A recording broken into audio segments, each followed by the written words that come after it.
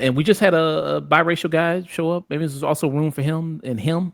Tyreek Withers. Tyreek Withers, yeah. Do you remember the episode of Atlanta with that he was in? That's all I think about whenever I see Yeah, Tyreek Withers. yeah. Yeah. So for anyone who doesn't know, it was season 3, right?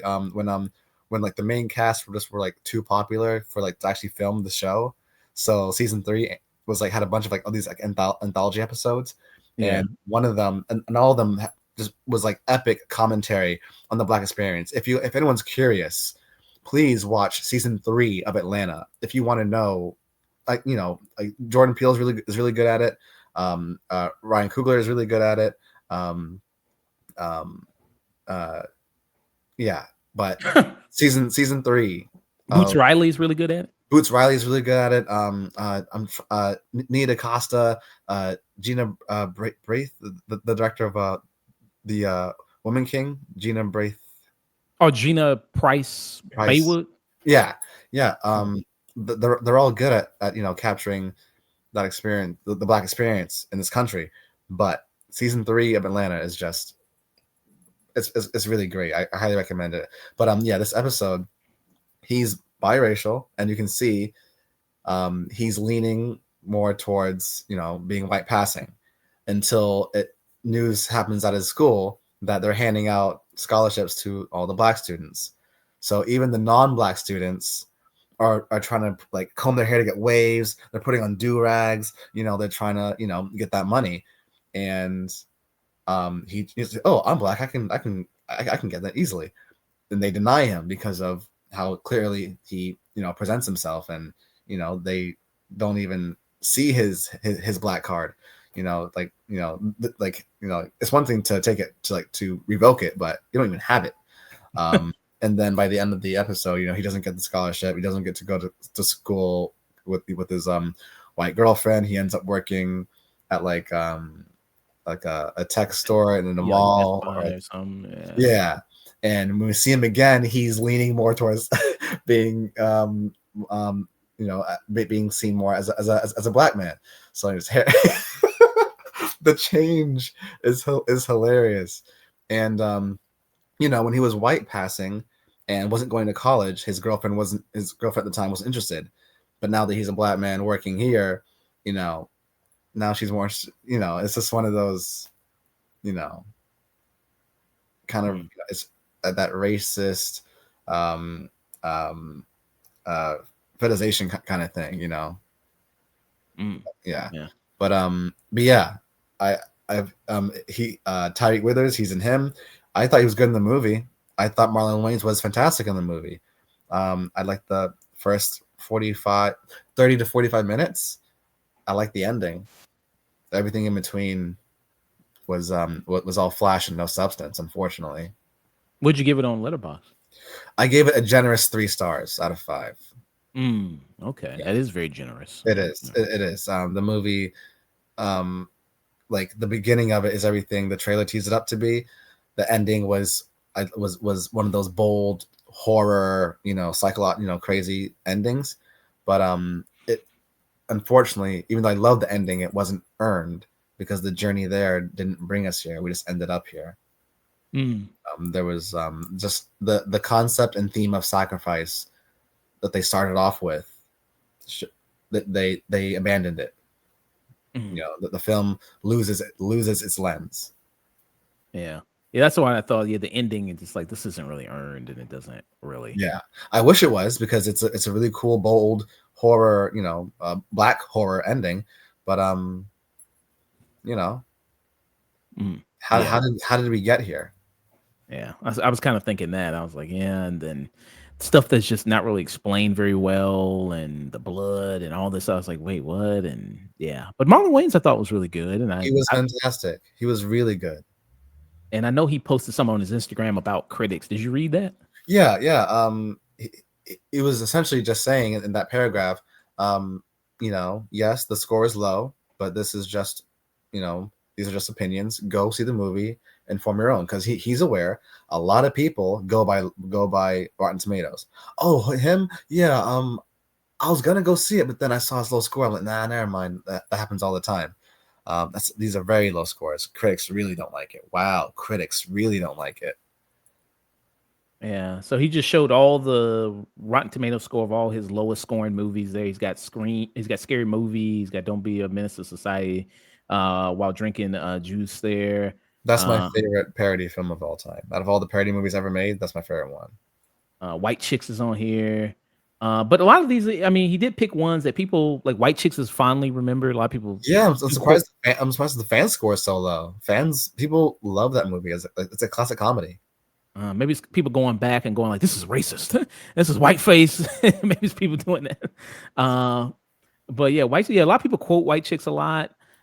People love quoting like Terry Crews in that movie a lot. Oh yeah, for sure. This one, yeah, don't be a menace to South Central while you're drinking your juice there. This one also, like a lot of people quote this one. A lot of people make fun of parody this one as Love well. love that movie. I like Scary Movie 2. I like Scary Movie. I think Scary Movie 2 is funny. Now Scary Movie 3 and all this, like that's when it starts getting bad. But I like Scary Movie 2. The first Scary Movie I think is funny. I like that one. This was terrible. Now this was outright bad. I did just see this one. This one's pretty bad. Yeah, I didn't really like this one, but Fans for the, it's positive for the fans. yeah, a little bit 60%. It's hanging on at 60% there. So that's like a D. That's like a D plus. Yeah. But yeah, this is what he posted on his Instagram in response to the low score that him is getting. Marlon Wayans said, "I respect critics. Their job is to critique. I respect their work. Um, it shapes our industry, but an opinion does not always mean it's everyone's opinion. Some movies are ahead of the curve. Innovation is not always embraced, and art is to be interpreted, and it's subjective. I've had a career of making classic movies that weren't critically received, and those movies went on to be classics. So don't take anyone's opinion; just go see for yourself. Love to all. Him in theaters now. So yeah, you think it has the potential, maybe him to be like a cult classic, something like that? Maybe, but maybe not, because what are you going back to? I don't think so. I don't know. Because something has to age well, and the fact that this movie loses its narrative, it stops telling a story. It starts telling a story, then it stops telling a story. It's just a series of sequences that teeters on body horror, and just, it's not a spoiler, but in the beginning of the movie, when our main character is a kid watching Marlon Wayans play, he scores the winning touchdown in this really big game, but it's revealed he suffered what should have been a career-ending injury. Yeah. And somehow he miraculously goes on for years later to continue to win champions. Like, he can, like, how that was, how do you come back from that? His bone was out of his leg. Yeah. Thank you. I don't know if I don't know if I could say it. Yeah. His bone was, like, his knee, like his leg broke. His bone was out of his leg. What kind of deal with the devil did he have to make to continue being the GOAT? That should have been the story. Like, give us more detail in Act 2. Why did we just do injections, up collisions, up body horror? Like, oh, he's getting like, ice bath, crazy fans. I'm like, what's it about? What can we explain what Marlon Wayans has to do, what his character had to do to remain the GOAT? They don't until the very end, but even the explanation, they could have give us a bit more leading up to that. There's a lot missing. There's a lot missing from the story itself. Yeah. Yeah, it was just kind of a lot of, I mean, I got the meaning and the messaging of it, of all the things of sacrifice and, the violence of the sport of football and, obviously the exploitation that athletes face in that sport, especially black athletes there, and all the things they have to kind of do to, create generational wealth for their families and everything like that. The way a lot of these professional leagues are rigged and corrupt. They kind of choose who's going to win. They kind of choose who's going to be their golden boy, the best court. They kind of, I get it, but you know, Yeah. But I mean, if you like the movie, if anybody out there loves it, then good for you. I mean, hey, don't want to take yeah, away your enjoyment of it. it's just a rough second act because there's no longer a narrative. That's all. But Yeah. And I'd love to see Marlon Wayans in more serious roles there. I think he's actually a pretty good dramatic actor. I do like him. the best comedians are always really great dramatic actors. Yeah. So, but I look forward to see what he does next day. I loved his test screening he did for when he was about to play Richard Pryor. He did test screening for Nice, that. I don't know nice. if you've ever seen that. It's pretty good. No, I haven't. That's awesome. That's Yeah, really it's pretty good though. It was him, and then he's talking to what's that dude from Love and Basketball? Omar Epps. Homer Epps. Yeah, he's talking to him, and yeah, he's playing like Richard Pryor. It's like an audition, and it's actually it's actually pretty good. I recommend people check it out. It's on YouTube if people want to see it, and they were planning on doing it. Yeah. So One of my favorite Hollywood stories is Marlon Wayans was supposed to be Robin in Batman Forever, yeah, and he and still gets like paid for that, right? he still gets residual checks for it. Yeah, Because he filmed scenes for the movie and they cut it and then brought in Chris O'Donnell and then finished and then just yeah. yeah. That's a funny piece of Hollywood history there that he's So supposed to be cool on. that they casted him. Like he was yeah. Yeah.